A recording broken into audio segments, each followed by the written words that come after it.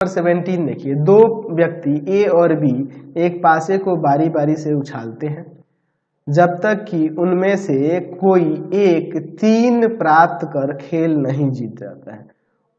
उनके जीतने की क्रमशः प्रायिकता निकालनी है।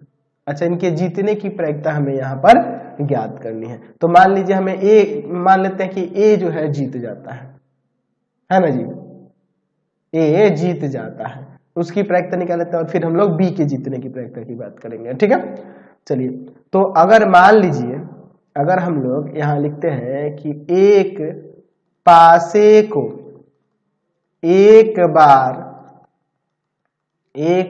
फेंका जाए, एक बार फेंका जाए तो क्या होगा?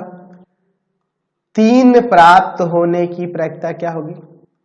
तो 3 प्राप्त होने की प्रायिकता हो जाएगी 1/6, क्योंकि 3 एक ही बार आएगा और टोटल परिणाम 6 होंगे।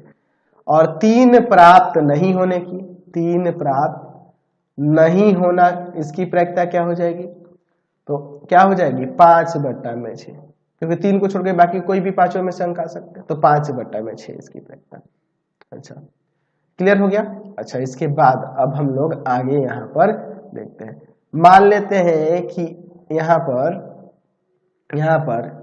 ए जीत जाता है, इसकी प्रायिकता, ए का जीतना, इसकी प्रायिकता निकालनी है।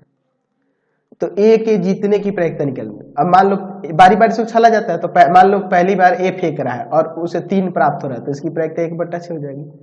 अच्छा, ए फेंका लेकिन उसका 3 नहीं आया, तो 3 नहीं आया तो 3 नहीं प्राप्त होने की प्रायिकता 5/6। तो अब जब ए फेंक लिया तो अब कौन फेंकेगा? बी फेंकेगा, बारी बारी से फेंकना है तो बी फेंकेगा, और बी भी 3 नहीं प्राप्त कर रहा है, क्योंकि हम लोग ए की जीतने की बात कर रहे हैं, तो बी भी 3 प्राप्त नहीं करेगा, तो उसकी प्रायिकता 5/6। अच्छा, अब फिर अब ए की बारी आएगी और ए 3 प्राप्त कर लेता है, तो इसकी प्रायिकता 1/6। चलिए, अच्छा अब देखिए, फिर मान लेते हैं पहली बार में फेंका है ए और नहीं उसे 3 प्राप्त होता है, तो उसकी प्रायिकता 5/6। फिर बी फेंकता है, उसको भी 3 प्राप्त नहीं होता है, 5/6। फिर ए फेंकता है और उसको फिर से 3 प्राप्त नहीं होता है, तो 5/6। फिर हम लोग देख रहे हैं बी फेंकेगा तो उसका 3 प्राप्त नहीं होने की 5/6, क्योंकि हमें ए को ही जिताना है ना जी यहाँ पे। तो फिर अब की बार मान लेते हैं कि इस बार में ए फेंकता है और जीत जाता है, 3 प्राप्त हो जाता है, यानी उसकी प्रायिकता 1/6। इसी तरह से इन्फिनिटी तक चलेंगे ना, क्योंकि ये नहीं कह रहा कितनी बार उछाला जाता है। 1/6 यहाँ से बाहर निकाल लो, तो यहाँ 1 प्लस 5/6 का स्क्वायर प्लस 5/6 का power 4 plus dot dot dot infinity तक। तो हम लोग ये देख रहे हैं कि जीपी में है, और जीपी में इन्फिनिटी पदों के योग के लिए होता है a बाई में 1 माइनस आर। तो यहाँ 1/6 और इंटू में a की जगह 1 है और बाई में 1 माइनस आर का वैल्यू, तो इसमें इससे डिवाइड करेंगे, यानी कि 5/6 का स्क्वायर आ जाएगा। चलिए आगे सॉल्व करते हैं। तो 1/6 और इंटू 1 में नीचे 1 माइनस का 25 और बट्टा में 36।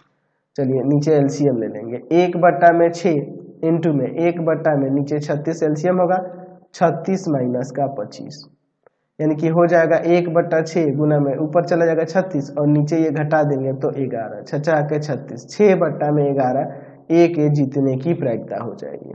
ठीक है, तो ए के जीतने की प्रायिकता, ए का जीतना, इसकी प्रायिकता दिया हुआ है 6/11 हो गया।